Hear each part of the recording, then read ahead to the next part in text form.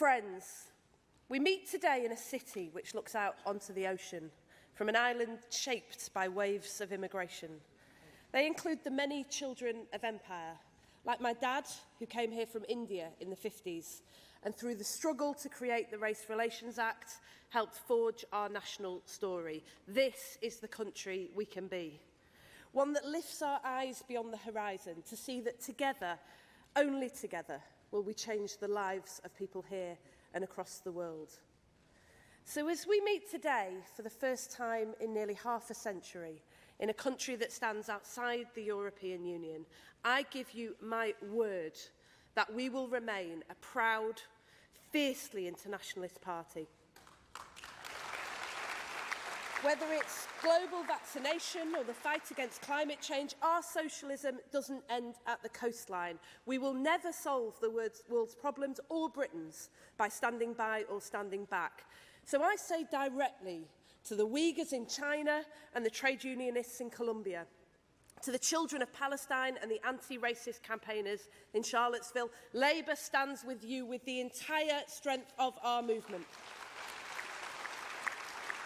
But those brave women of Afghanistan and the young people of Hong Kong, they ask more of us than our solidarity. They ask for our help. And that demands more. We face challenges unlike any we faced before.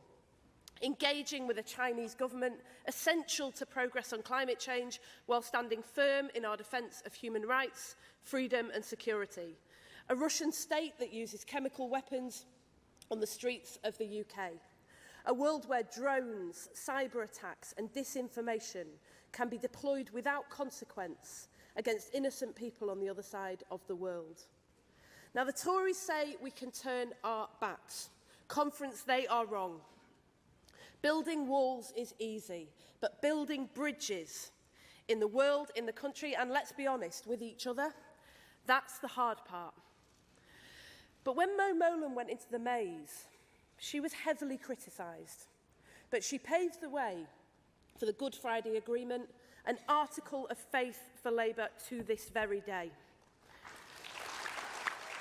And when Gordon Brown set out to tackle climate change all those years ago, he reached for the impossible and he negotiated what was possible. And in doing so, he gave the world the first ever Climate Change Act. So, Conference, I say to you that genuine diplomacy, it demands dialogue, especially when we disagree. Real leadership knows that compromise is not cowardice. And if we are willing to grapple with the world as it is, we can change it. When crisis engulfed Afghanistan this summer, Labour MPs and staff worked round the clock to assist the evacuation, led with great courage by our British and Afghan troops. It was Labour mayors and councils and the Welsh Government who stepped up to provide a warm welcome, in stark contrast to the Tories' Operation Cold Shoulder. And while the Foreign Secretary was on the beach, we were on the pitch. We didn't wait for 3 years. We acted now because that is what was asked of us. And we did it the only way that counts, together. Now, the Tories have only one trick in their playbook: divide and rule. When Boris Johnson shamefully abolished the Department for International Development, he said we couldn't afford to keep our promises to the world's poorest and help people at home. But then look what he did next. He slashed aid and he cut universal credit to some of the poorest families in this country.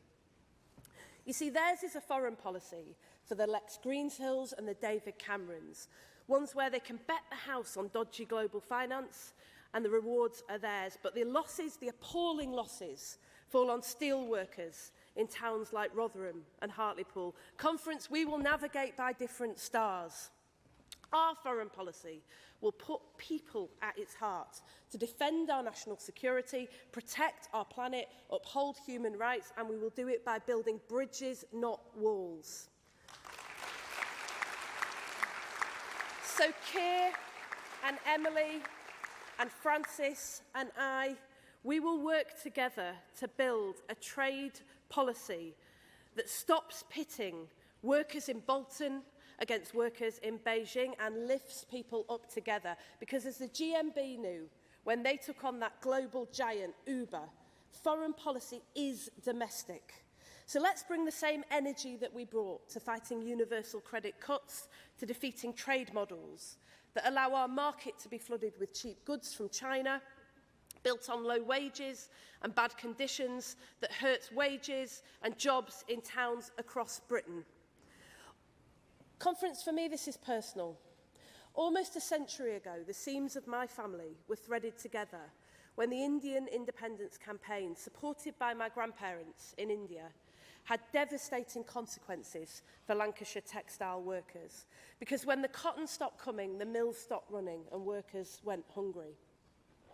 But members of my family who worked in those mills were amongst those who welcomed Gandhi to Lancashire, because they know, as I know, as the first mixed-race woman to ever hold this office in the history of our country, that solidarity has power and our struggle is one and the same.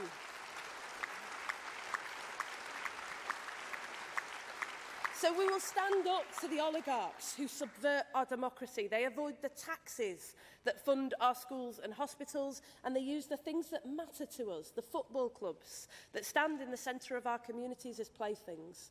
That's why today we are launching a new task force on illicit finance with the aim of making the UK the most inhospitable place in the world for dirty money and ill-gotten gains. Today we recognise the fight against corruption as a key plank of defending our national interest. And friends, the next Labour government will introduce a new arms export regime that is truly transparent and committed to upholding international law. We will end arms sales to Saudi Arabia.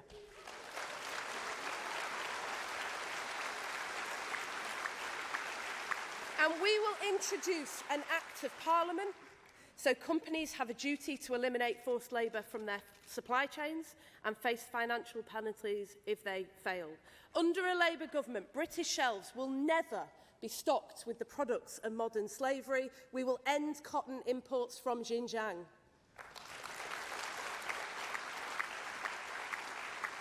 And we will bring an end to a decade of division, starting with Europe. We are out of the EU, but we remain part of Europe. Comrades, even a government that believes that the sea can be closed cannot deny the reality of our geography. So we will seek a new foreign policy partnership with Europe to address our shared challenges, from climate change to Russia.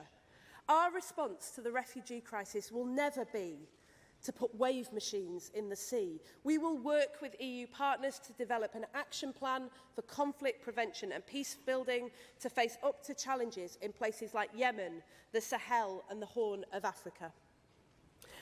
We will make Britain a champion again for international development, and we will lead the charge at the UN Human Rights Council for a global treaty to end violence against women and girls. This is the country we can be. Now, the Tories will tell you that they stand up for our country. Never, ever let them get away with it.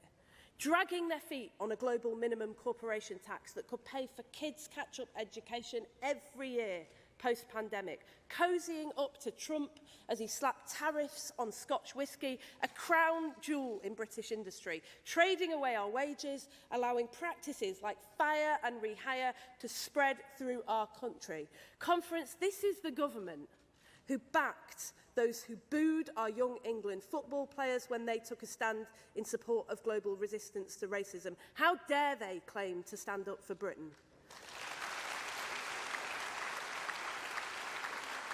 So to Marcus Rashford, to Tyrone Mings, we say you represent the very best of what this country is, and Labour is proud to stand alongside you.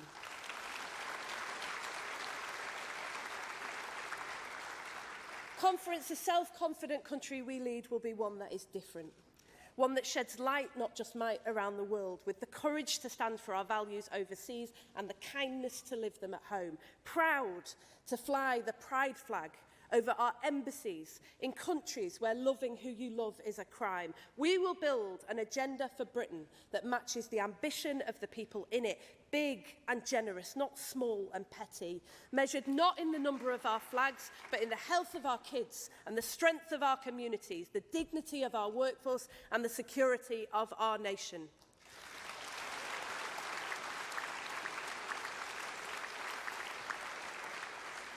And friends, never let them tell you, never let them tell us that it cannot be done. We are the party that helped bring the United Nations into being. We signed the landmine ban into law. We created the world's first ever Climate Change Act, and we cancelled developing world debt. When we faced up to the challenge, we lifted millions out of poverty at home and overseas, and we lit up the darkness. We did it before, we can do it again, but we do it the only way that counts, together. Thank you.